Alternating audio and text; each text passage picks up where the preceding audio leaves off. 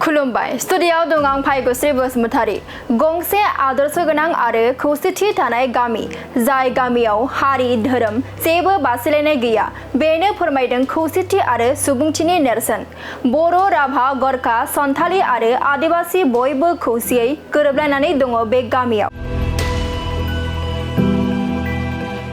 उदालगुरि जिल्लानि सनाय दखरा एबसुनि बेन्दोङाव थानाय सेनं गरायबारि गामिया दिन्थिदों बै नेरसोनखौ जायखौ नुनानै 23 बिएन एसएसपीनि कमान्डान्ट एसके आवादी बीडीएफ आरो ओनसोलनि मेलेमजिबि बिथांमोना मदद होनो आवगायबोदों लोगोसे हारि धोरोम बासिलायनाय गैयाजासे गामियारिफोरा गाव गावनि अनसुंथाइ होलायनाय रांजोंनो बानायनानै लाबाय गंसे गेलेग्रा फोथार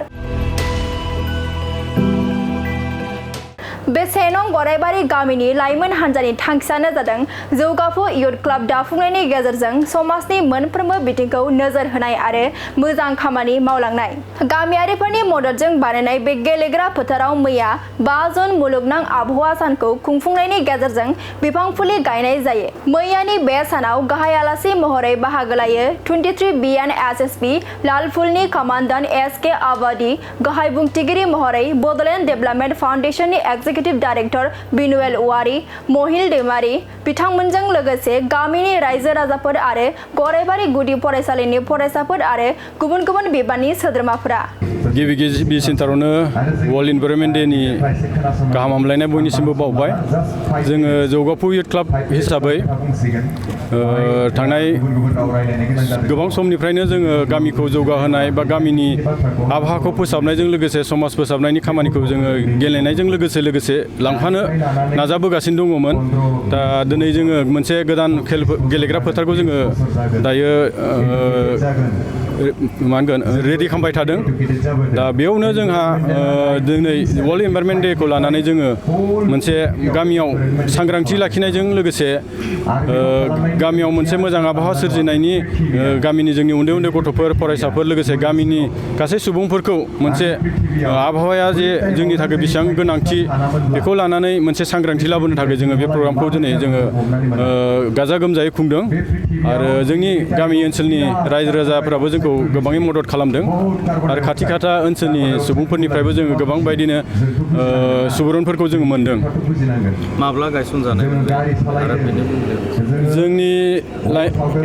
जोंनि जौगाफु युथ क्लाबा 2013 मायथाइयाव गायसनजेनदोंमोन दा गेजेर ससेयाव जोङो माखासे रांखावरिनि आंखालाव जोङो माखासे खामानिफोरखौ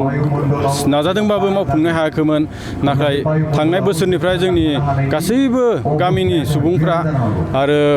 युथफोरा बेबायदिनो दैदेनगिरिफ्रा खौसे जानानै बयबो हेफाजाब होलायनायनि गेजेरजों दिनै जोङो बे मोनसे मोजां थासारियाव जों फैनो हाबाय आरो आसा खालामदों इयुनावबो जोंनि बे क्लाबा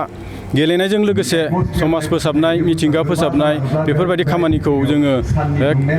मावलांनो थाखाय जोङो थांखि लादों आरो बेयाव जोङो गासैनिबो मददफोरखौ जोङो हास्थायनानै जिहेतु क्लाबनि गेजेरजों दिनै नैबे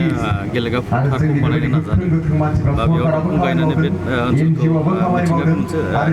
मोनसे माबा खालामनो नाजादों बेयाव सरकारनिफ्राय मदद बा सोरनिफ्रायबो माबाफोर जोङो बेखौ सरासनस्रायै बुंनो थाङोबा जोङो गामिनि सुबुंफोरनि हेफाजाबजों जोङो बे गेलेग्रा फोथारखौ जोङो बनायदों आरो जेनेबा बे एवारनेसनि थाखाय जोङो थांनाय समफोराव जोङो ग्रिन बड'लेण्ड मिसननिफ्राय जोङो लोब्बा लानानै दङमोन दा बिथांमोननिफ्रायबो जोङो थांनाय समाव माखासे बेबायदिनो अनसुंथाइ मोनदों आरो बेबायदिनो साप्लिफोर जोङो थांनाय समफोराव मोनदों दा बेफोरखौनो जोङो लानानै दा आरोबाव जोङो बे प्लान्टेसन दंफां गायनाय हाबाफारिखौ आरोबाव गिदिरसिनै खालामनो थाखाय दिनै जोङो बे हाबाफारिखौ जोङो लानाय जादों जोबथारनायाव रायजोनिसिम मा खावलायगोन बा मा मेसेज होनो सानगोन रायजो राजाफोरखौ बेखौनो आङो खावलायनो हास्थायदों जोङो गामि ओनसोलाव थानायखाय जोङो मिथिंगाखौ बारा एसेबां गुरुत्व होआ जायफोरा मेट्र' सिटिफोराव थायो बिसोरो मिथिंगानि जि पलिउसन बिनि सोमोन्दै बिसोरो बांसिन मिथियो दा बिसोरो बे हिसाबै जोंनि गामियाव आबहावाखौ लानानै जों बारा सांग्रांथि गैया बेनिखायनो जोङो इयुनखौ साननानै जोङो दानिफ्रायनो जोङो आबहावानि सोमोन्दै सांग्रांथि लाखिनांगौ आरो जों आबहावाखौ फोसाबनायनि थाखाय जोङो दानिफ्रायनो मावनो गोनां खामानि दङ जोंहा बेनिखायनो खावलायगोन गासैबो जोंनि गामियारि रायजो राजाफ्राबो आबहावानि सोमोन्दै एसे सांग्रांथि जानांसिगौ आरो जोङो होमब्लासो जोंनि उननि जोलैनि थाखाय मोनसे मोजां आबहावा जों होलांनो हागोन बेनिखायनो जोङो बे एबारनि जोंनि वर्ल्ड इनभाइरनमेन्ट डेनि टिमखौ जोङो टुगेदार फर ए ग्रिनार फिउचार होननानै जोङो लादों आरो बे हिसाबैनो जोङो फैबाय थानाय समावबो खौसेथियै मिथिंगाखौ समायना खालामनो थाखाय जोङो हाबाफारि लाबाय थागोन आरो मावलांबाय थागोन। मोनसे गोजोनथाव खौरां क'क्राझार सहरनि जेडि रडजों नांजाबनाय सुदेमपुरि गांजेमा बाजाराव थानाय आइ आफा मेड लाइफ बिएम हस्पिटालाव बेराम सोखानो हानायनि गोबां खाबुफोर दं। जेरै नोंथाङा आइ आफा मेड लाइफ बिएम हस्पिटालाव गासै समावनो इमारजेन्सि डक्टर्सफोरखौ एभेलेबल मोननो हागोन आरो बेयाव medical laboratory pharmacy paediatrics medicine gynaecology radiologist surgery dental cardiology gastroenterology urology dental x ray play area x ray sonography OT थामहिनबा ऑपरेटिंग थिएटर आईसीयू आरो एनआईसीयू पीआईसीयू फोरनि डक्टरफोरा एभेलेबल दं। लोगोसे normal delivery C sections gall bladder stone kidney stone appendix आरो हार्नियाफोर बेराम जानायफोरखौ अपारेशन खालामनायनिबो सुबिदा दं। आइ आफा मेड लाइफ बिएम हस्पिटालाव सप्ताफ्रोमबो फार्मासिजों लोगोसे लेबरेटरि आरो सप्ताफ्रोमबो इमारजेन्सि सार्भिसजों लोगोसे 24 घन्टा जेब्लायबो खुलायै थागोन आरो बेयाव लांलाय लाबोलाय खालामनो थाखाय एम्बुलेन्सनि सार्भिसबो थागोन।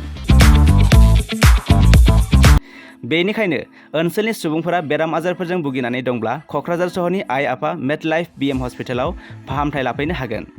लोगोसे नोंथाङा 9101655430 एबा 8822688026 बे जानबुं नम्बरनि गेजेरजों थोंजों कल खालामना आबुङै खौरां लाहरनो हागोन।